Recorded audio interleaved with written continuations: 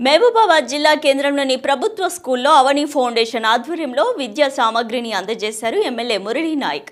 ఈ సందర్భంగా ఎమ్మెల్యే మాట్లాడుతూ పేద విద్యార్థుల భవిష్యత్తుకు అండగా పుస్తకాలు, విద్యా సామగ్రిని అందజేయడం అభినందనీయమన్నారు.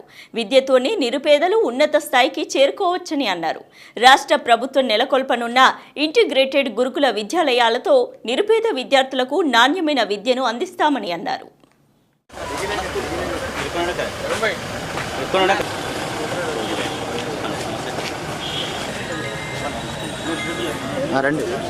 ముఖ్య ఉద్దేశంతో అవని ఫౌండేషన్ నుంచి మన లక్షల రూపాయలు విలువ చేసేటటువంటి నోట్ బుక్లు, అలాగే పెన్సిళ్ళు, పెన్నులు, ఇలా టెక్స్ట్ బుక్స్తో పాటుగా వాళ్ళు ఈరోజు ఇక్కడికి రావడం, పిల్లలకు అందించాలనే మంచి దృఢ సంకల్పంతో వాళ్ళకి అంతో కొంత సాయం చేయాలని చెప్పేసి అవని ఫౌండేషన్ నుంచి వచ్చినటువంటి మన చైర్మన్ వెంకన్న గారికి, అలాగే చిన్న గారికి ప్రత్యేక ధన్యవాదాలు తెలియజేస్తున్నాం. ఈరోజు నేనేం చెప్తున్నానంటే, మన సంపాదనలో అట్లీస్ట్ ఒక 5 పైసల వంతు మన నిరుపేదలకు ఉపయోగపడగలిగితే, ప్రతి ఒక్కరు ఇది కనుక ఆలోచించగలిగితే మనకు పేదరికాన్ని మన భారతదేశం నుండి మనం తరలించుకుంటాం.